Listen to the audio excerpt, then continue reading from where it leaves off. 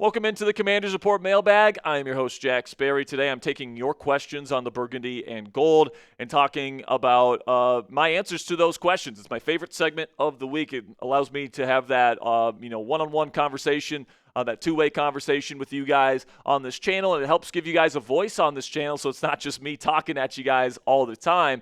So if you guys want to get a question on a future edition of the Commanders Report live show, you guys can join us for our live shows on Wednesdays where we film these mailbags. You guys can subscribe to the channel and join us at usually either 5 p.m. Eastern or 4:30 p.m. Eastern, where we go live. We talk about the Commanders news of the week, and then we take your questions on the show. So if you guys want to join the most interactive community for Commanders fans anywhere here on YouTube, make sure you guys click that subscribe button. All right, so let's start here with Holden Dean. Says, who do you think will perform better, Caleb Williams or Jayden Daniels in Week 6? If so, what will their stats be?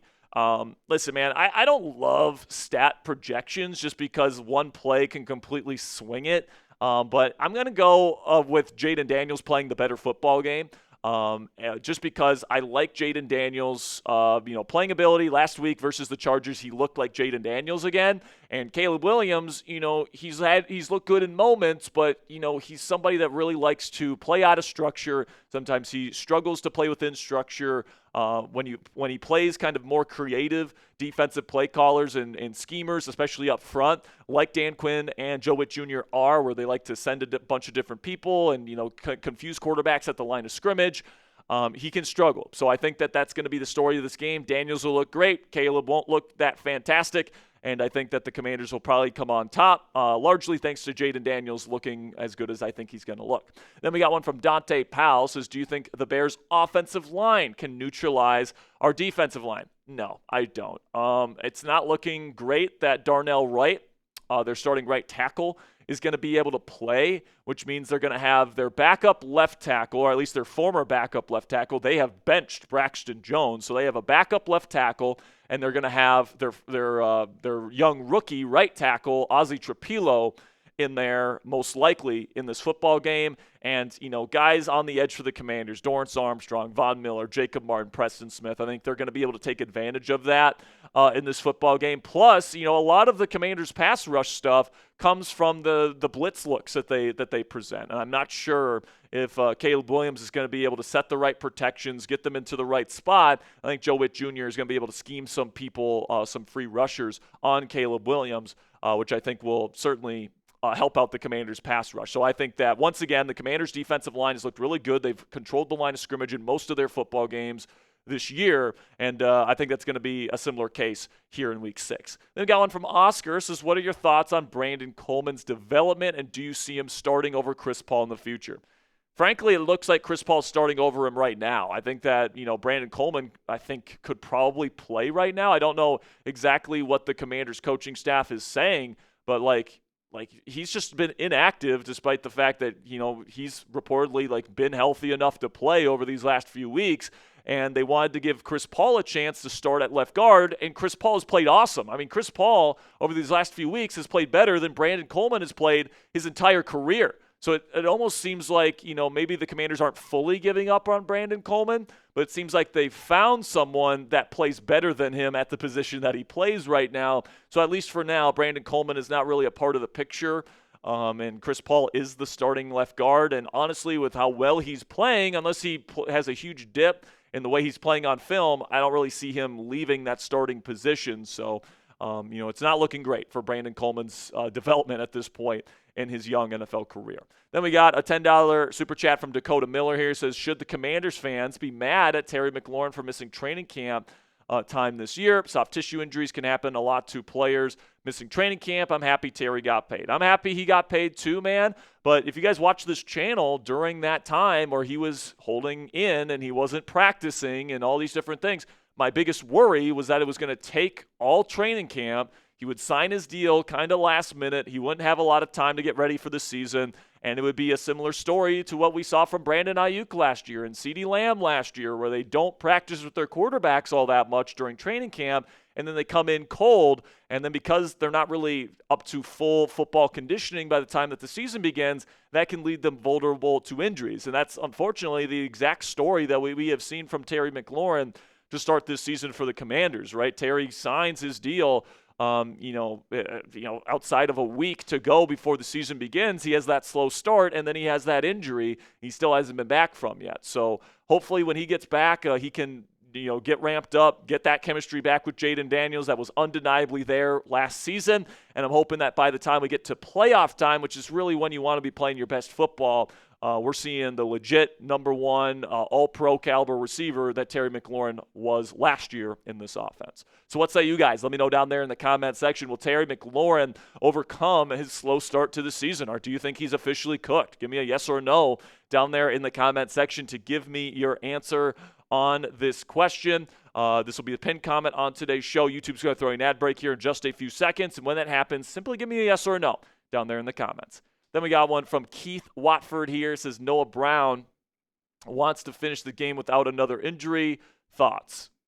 I don't listen, man. I'm hoping that he doesn't finish. I'm hoping he plays, and it looks like he probably will play. Now, this is probably going to be coming out on probably Sunday or Saturday. So I don't know what the official injury designation is going to be for Noah Brown at this point in the week. But, he's practicing at this point, and it seems like he's on his way back. So, listen, man, Noah Brown's had a tough time staying healthy throughout his Commanders' tenure and honestly throughout his career. It's one of the reasons why the Texans and the Cowboys let him go. Is because he just couldn't stay healthy. But when he's on the field, he can be a big play threat. So to get him back into the Commanders' offense could be a big deal. But I'm with you, Keith. I'm really hoping that he can stay healthy once he gets back. Then we got one from Manny2X. Is how do you think our defense will hold up against top-tier opponents? Listen, man, secondary is going to have to play more consistent, that's for sure. But, I think this defensive line is certainly capable of holding up against even the league's best offensive lines. I mean, Javon Kinlaw has been awesome. Daron Payne has really had a bounce-back season. Dorrance Armstrong has taken a big step forward from where he was last year, in my opinion. Von Miller and Jacob Martin certainly doing good enough with Dietrich Wise out of the lineup. So I think the big thing here, guys, is the Commanders need to wake up and use Jordan McGee more in pass-heavy situations and take Bobby Wagner off the field a little bit more. Good offensive coordinators are exploiting Bobby Wagner's lack of athleticism and speed at this point in his NFL career to their advantage. And I think in these pass-heavy situations, he's got to be off the field. Frankie Louvu has been a little bit of a disappointment so far this year, especially in coverage. He needs to play better. And then the guys in the secondary, like Marshon Lattimore, has been up and down all year. Same thing with Mike Samerstroll. Same thing with Quan Martin. They need to find a little bit of consistency, especially down the stretch if they're going to be going up against the best teams in the NFC and have a chance of beating them and making another run for hopefully winning the NFC this year and actually going to the Super Bowl. But certainly this defense has a little ways to go before they get to that point. Then we got one from Cracked Aria says, do you think Bobby Wagner is still needed in this defense as a leader? Listen, man, Bobby brings some very definable strengths to the table. All right, he's a fantastic leader, great communicator, one of the smartest players in the league because he's seen it all. And he's been one of the smartest players in the league for a long time. He's always in the right position against the run. He's a really good blitzer. He's still very strong. But the issue with Bobby is he can't really move anymore. So, if you ask him to go sideline to sideline, he can't do that at this point in his career. If you ask him to go out into either man or zone coverage, frankly, he's just not moving very quickly. His stop-start ability is non-existent. His long speed isn't very good. So he does get taken advantage of in the passing game, which is why I think the Commanders coaching staff is starting to wake up and start to use Jordan McGee more. He doubled his defensive snap count for the season last week versus the Chargers, and he played well enough where I think he's earned even more playing time moving forward. So Bobby Wagner definitely brings strengths, and, he's definitely a value to the locker room as a leader for sure. But he's certainly deteriorating, and a plan for the future at that position definitely needs to be a part of Adam Peters' thinking moving forward. Now, before we get to the rest of your questions here on this week's Commanders Report mailbag, let's have a word from our sponsor today at Ethos. The summer before I started here at Chat Sports, guys, my family unfortunately lost my late grandfather. And as you tend to do when you lose a loved one close to you, you begin to think about your own mortality and what would happen to the people dependent on you if something were to happen. With today's sponsor, Ethos, your family can be protected. Cassie and I are getting married soon, and shortly after that, I imagine we'll buy a house and start having some kids. If something were to happen to me, I want the last thing the people I love to worry about is being able to pay the bills, so I trust Ethos to keep them protected. As you probably already know, however, the process for obtaining life insurance can be super confusing or straight up annoying with how tedious the process can be. That's where our friends at Ethos come in. As of March of 2025, Business Insider named Ethos the #1 no medical exam instant life insurance provider. Ethos is an online platform that makes getting life insurance fast and easy to protect your family's future in minutes, not months. There's no complicated process, and it's 100% online. There's no medical exam required, and you just answer a few health questions to get a quote in as little as 10 minutes. Protect your family with life insurance from Ethos today. Get your free quote at ethos.com/NFL Daily. That's ethos.com/NFL Daily to get your free quote today. Application times may vary. Rates may vary. A big thank you to Ethos for sponsoring today's edition of the Commanders Report. And we got one from Eon here. It says, was letting go of Jeremy Chinn a mistake? To replace them with Will Harris and to be perfectly fine with that, I think was a mistake for sure, Eon. Jeremy Chinn played the quote-unquote Cam Chancellor box safety role in this kind of 4-3 under kind of inspired scheme that Dan Quinn and Joe Witt Jr. run here in Washington. Was a good fit. I mean, he's a big body. He runs really fast. Now, there was moments in lapses in coverage and, poor pursuit angles against the run. And, he wasn't a perfect player. I'm guessing there are reasons why they felt the need to let him go.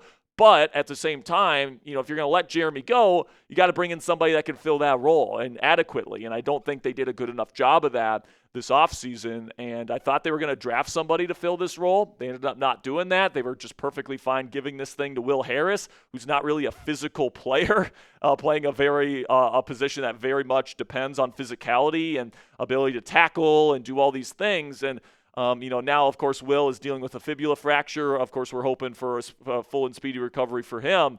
And then Jeremy Reaves, I think, has actually been a better fit for this role. Now, he's not as big as Jeremy Chinn is and was. He's not as fast as Jeremy Chinn is and was. So, personally, I was in favor of bringing back Jeremy. He wasn't that expensive. Like, the Raiders got him for almost nothing. So, it's not a decision I would have made, guys. And at this point, the Commanders, I don't think, have done a good enough job replacing him at that spot in this defense.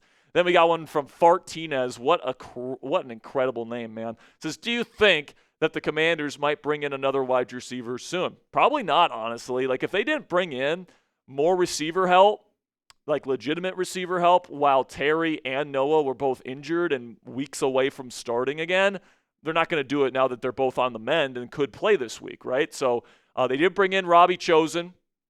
So I'm guessing he might be somebody that will be in consideration to make the active roster at some point.